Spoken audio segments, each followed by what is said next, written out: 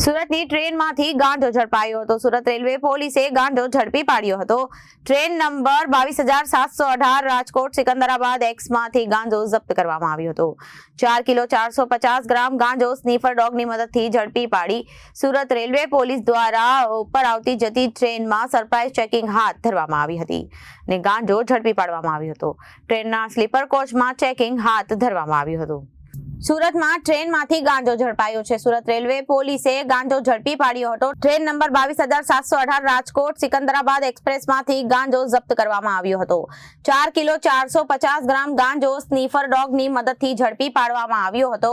Surat railway પોલીસને ગાંજો ઝડપી પાડવામાં સફળતા મળી છે। સુરત રેલવે સ્ટેશન ઉપર આવતી જતી ટ્રેનમાં સરપ્રાઇઝ ચેકિંગ હાથ ધરવામાં આવતી હતી અને ત્યારે જ ગાંજો ઝડપાયો હતો। ટ્રેનના સ્લીપર કોચમાં ચેકિંગ હાથ ધરવામાં આવ્યું હતું। ડોગ મારફતે ચેકિંગ કરાતા ટ્રેનના વચ્ચેના ભાગે આવેલ કોચ નંબર S09 અને S10 ની વચ્ચેના કોરિડોરમાં ગાંજો સંતાડ્યો હતો।